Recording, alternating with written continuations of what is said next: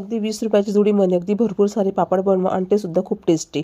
जे लोक पालकची भाजी खात नाही ना त्यांच्यासाठी हा उत्तम पर्याय आहे बघा. दुपारच्या जेवणामध्ये पालकाचे पापड जर तुम्ही खाल ना तर जेवणाची लज्जत ते अजूनच वाढेल. तुम्ही बघू शकता पापड किती खुशखुशीत असा बनलेला आहे. चला तर मग व्हिडिओला सुरुवात करूया. व्हिडिओ पूर्ण बघा, कुठेही स्किप करू नका. तर पालकाचे पापड करण्यासाठी सगळ्यात आधी पालक आपण व्यवस्थित धुवून घ्यायचा आहे आणि बारीक चिरून घ्यायचा आहे. आता हा चिरलेला जो पालक आहे तो एका मिक्सरच्या भांड्यामध्ये घालायचा आहे आणि छानपैकी बारीक असं त्याची पेस्ट बनवायची आहे. आणि ही पेस्ट आहे ती आपण गाळण्याच्या सहाय्याने गाळून घ्यायची आहे. तर पालकाच्या मिश्रणामध्ये आपण जर कधी लसूण आणि जिरं घातली तर पालकाच्या पापडाची चव अजून छानच होणार आहे. परंतु इथे मी लसूण वापरलेला नाही आहे.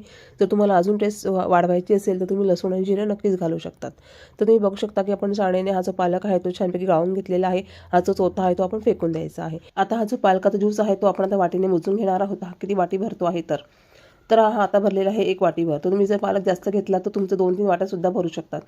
तर इथे मी पालक अर्धाच वापरलेला आहे म्हणून 1 वाटीभर ज्यूस भरलेला आहे. आता एका वाटीच्या मापाने मी कुकरमध्ये टाकून घेतलेलं आहे 3 वाट्या अजून पाणी. असं एकूण मी 4 वाट्याभर पाणी घातलेलं आहे. आता हे पाणी गॅसवरती उकळायला ठेवून द्यायचं आहे. आता आपण त्यामध्ये घालणार आहोत बाकीचे साहित्य. तर इथे मी पाव चमचा घेतलेला आहे हिंग आणि पाव चमचाभर खाण्याचा सोडा. 1 चमचाभर पापड खार घ्यायचा आहे. अगदी फुल न भरता अगदी पसरट भरून घ्यायचं आहे. जास्त पापड खार घातल्यास पापड खाताना जिभेला आणि टावला सोडल्यासारखं होतं म्हणून पापड खार नेमकाच घालायचा आहे. आणि पापड खारमध्येच मीठ सुद्धा असतं त्यामुळे आपण मीठ सुद्धा बेताने घालायचं आहे. आता इथे आपण घेत आहोत राईस आटा म्हणजे तांदळाचं पीठ घेत आहोत. ते आपण 2 वाट्याभर घ्यायचं आहे. वाटी ही फुलची गोष्टीत भरून घ्यायची आहे. आता लाकडाचं चाटू तुमच्याकडे असेल किंवा मग लाटणं असेल तर त्याला तेल लावून घ्यायचं आहे आधी. आणि आता आपण जे काही पाणी ठेवले उकळायला त्यामध्ये आपण हे सगळं जिन्नस टाकून घ्यायचं आहे. आणि मिश्रण चांगलं हलवून घ्यायचं आहे म्हणजे मीठ छान विरघळेल. आणि 2 मिनिटांनी चव बघायची आहे. जर चव आपल्याला मिठाची कमी जास्त वाटत असेल तर आपण पुन्हा यामध्ये वाढवू शकतो. आता इथे चव अगदी बरोबर आल्यामुळे मी तर काहीच वाढवलेलं नाही आहे. आता पाण्याला मस्त उकळी फुटलेली आहे तर आपण इथं हळूहळू तांदळाचं पीठ घालायचं आहे. फक्त गाठी पडणार नाही याची काळजी मात्र घ्यायची आहे. तर आता आपण लाटण्याने काय करायचं भुकं पाडून घ्यायची आहेत म्हणजे वाफ सगळ्या बाजूने खूप छान लागेल. तुम्ही बघू शकता पाणी किती पटकन असं वरती आलेलं आहे बघा. गॅस हा मीडियमच ठेवायचा आहे आणि झाकण ठेवून द्यायचं आहे. अगदी 2 मिनिटांनी आपण झाकण उघडून बघूया. तर आता इथे गाठी मोडण्यासाठी तुम्ही चाटाचा वापर केलेला आहे. ते झालेल्यानंतर आपण लाटणे इथे वापरलेलं आहे. तर बघा इथे मला पाणी अजून लागलेलं आहे म्हणून मी पाणी गरम करायला पहिलेच ठेवून दिलेलं होतं. जवळपास मला अजून 1 वाटीभर इथे पाणी लागलेलं आहे. आणि गरम गरम असं मी छान हे पीठ लाटण्याने घेरून घेतलेलं आहे. म्हणजे जवळपास आपल्याला इथे 5 वाट्या पाणी लागलेलं आहे. पालकाचा रस धरून 5 वाट्या पाणी इथे वापरलेलं आहे आणि 2 वाट्या तांदळाचं पीठ. तांदळाच्या पिठावरती हे पाणी किती लागणार हे अवलंबून असतं. पापडांसाठी मी कुठलं साहित्य वापरलेलं आहे ते सगळं तुम्हाला डिस्क्रिप्शन बॉक्समध्ये बघायला मिळेल म्हणून ते तुम्ही नक्की चेक करा. तर आता आपण तांदळाचं पीठ छान घेरून घेतलेलं आहे. ते परातीमध्ये काढून घेतलेलं आहे आणि एक कॉटनचा कपडा आहे तो ओला करायचा आहे आणि त्यामध्ये पीठ घालून घ्यायचं आणि छानपैकी मळायचा आहे. हा कपडा ओला असल्यामुळे त्याला हे पीठ चिटकत नाही. दुसरं म्हणजे आपल्या हाताला चटका देखील लागत नाही.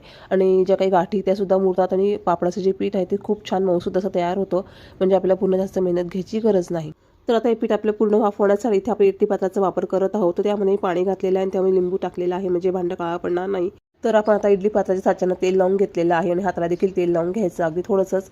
आणि हे काही पिठाचे जे गोळे आहे ते बनवायचे आहेत. मोठे मोठे गोळे बनवायचे किंवा लहान बनवायचे जे आपल्या आवडीनुसार आहे किंवा हे पीठ शिजलं पाहिजे यानुसार आपण ते गोळे बनवायचे आहेत.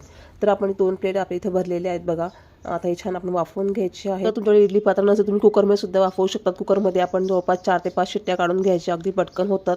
इडली पात्रामध्ये जवळपास मी 30 मिनिटं हे ठेवलेलं असल्यामुळे हे खूप छान शिजलेलं आहे. कुठल्याही पापडाचे पीठ शिजणं फार महत्त्वाचं आहे. ते चांगलं शिजलं नाही तर पापडाला तडे जाऊ शकतात, पापड फाटू शकतो. तर आता हे गोळे आपण एका परातीमध्ये काढून घेतलेले आहेत आणि आपण पावभाजीच्या स्मॅशरने किंवा तांब्याने हे गोळे छान दाबून घ्यायचे आणि हे पीठ मस्तपैकी एकजीव करायचं आहे. तुम्ही बघू शकता हे पीठ छान झालेलं आहे बघा. हे थोडंसं गरम लागत आहे हाताला म्हणून मी ओला कपडा करून घेतलेला आहे आणि त्यामध्ये टाकून हे पुन्हा आम्ही अगदी 5 मिनिटं किंवा 2-3 मिनिटं आपण हे मऊसूद करून घ्यायचं आहे बघा. तिथं आपला गोळा तयार झालेला आहे. आता आपण पापड करण्याची तयारी करूया. तर हाताला परत थोडंसं तेल लावून घ्यायचं आहे आणि छानपैकी लाट्या करून घ्यायच्या आहेत. हे पिठाच्या सगळ्या लाट्या करून घ्यायच्या आहेत आणि छानपैकी झाकून ठेवायच्या आहेत. त्यामुळे काय होतं की लाट्या थंडगार होत नाही, पापडसुद्धा खूप छान बनतो. आता एका डब्यामध्ये मी लाट्या झाकून ठेवलेल्या आहेत. आता आपण पापड प्रेस मशीनमध्ये पापड करणार आहोत. अगदी झटकीपट होतात. आता इथे आपण एक प्लास्टिकची पिशवी आहे बघा ती कापून घेतलेली आहे आणि त्यावरती आपण आता पापड ठेवून थोडंसं प्रेशर देऊन दाबून घ्यायचं आहे बघा. आपले पापड किती छानच तयार झालेले आहेत. प्लास्टिकच्या कागदाला प्रथम थोडंसं तेल लावून घ्यायचं आहे. एकदा लावल्यानंतर पुन्हा लावायची गरज पडत नाही. आता आपण दुसरा वापर देखील तुम्हाला करून दाखवत आहे बघा. खूप छान सुरेख असे गोल गुटूक असे पापड तयार होत आहेत बघा. आता हे पापड आपण मस्त की उन्हात वाळवायचे आहे. तर तुमच्याकडे ऊन नसेल, गॅलरीमध्ये ऊन आलं असेल तर उन्हात टाकू शकता किंवा घरात देखील फॅन खाली हे पापड सहज वाळतात बघा. आणि दुसऱ्या दिवशी तुम्ही सकाळपासून उन्हात ठेवा, दिवसभरामध्ये हे पापड वाळून तयार होतात. अगदी कडकड तसे वाळतात. तर बघा पापड अगदी छान इथे प्लास्टिकवरती वाळत टाकून घेतलेले आहेत बघा. हे कसे वाळत टाकायचे तुम्ही व्हिडिओत बघू शकता. आता हे पापड बघा किती सुंदर दिसत आहे बघ. कलर सुद्धा खूपच छान आलेला आहे. तर तुम्हाला अजून कलर हवा असेल तुम्ही ह्यामध्ये 2 थेंब रंग देखील टाकू शकतात, म्हणजे पापडांचा हिरवागार रंग होऊ शकतो, पण आपल्या ते आवडीवर डिपेंड आहे. पापड थोडे वाळत आल्यानंतर यांना आपण उलट पालट करायचं आहे, म्हणजे खालची बाजू वर, वरची बाजू खाली, अशा प्रकारे हे पापड खूप छान वाळतात. घरात देखील वाळतात किंवा सावलीत देखील हे वाळतात, त्यामुळे उन्हात तुम्हाला जायची सुद्धा गरज पडणार नाही. तर आता बघा हे पापड खूप छान वाळलेले आहेत. तर आता मी परातीमध्ये काढून घेतलेले आहेत. तर आपण दुसऱ्या दिवशी हे पापड उन्हात ठेवायचे आहे बघा. याला छान ऊन लागल्यामुळे हे पापड छान कडक आणि ठणठणीत असे होतात आणि वर्षभर खूप छान टिकतात. आता तुम्ही याचा आवाज बघू शकता बघा. असा छान कडक असा आवाज येत आहेत, म्हणजे पापड हे पूर्णपणे वाळलेले आहेत. तर आता पापड तुम्हाला मी तळून दाखवत आहे बघा. किती छान फुललेले आहे. अगदी आहे त्या आकारापेक्षा 3 ते 4 पट नक्कीच फुललेला आहे. हा पापड खूप पौष्टिक बनतो, लहान मुलांना सुद्धा खूपच आवडतो, त्यामुळे तुम्ही नक्की ट्राय करा रेसिपी. अशा प्रकारे आपले पापड खूप छान खुसखुशीत असे बनलेले आहेत, तुम्ही बघू शकता.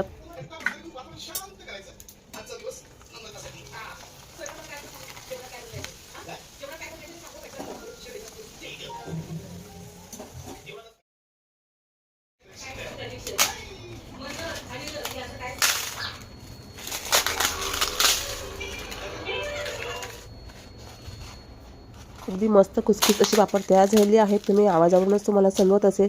तर फ्रेंड्स, व्हिडिओ आवडला असेल तर प्लीज लाईक करा, शेअर करा आणि हो आपल्या चॅनल सबस्क्राईब करायला विसरू नका. तर आता पुन्हा भेटूया पुढच्या एका व्हिडिओमध्ये. तोपर्यंत बाय बाय.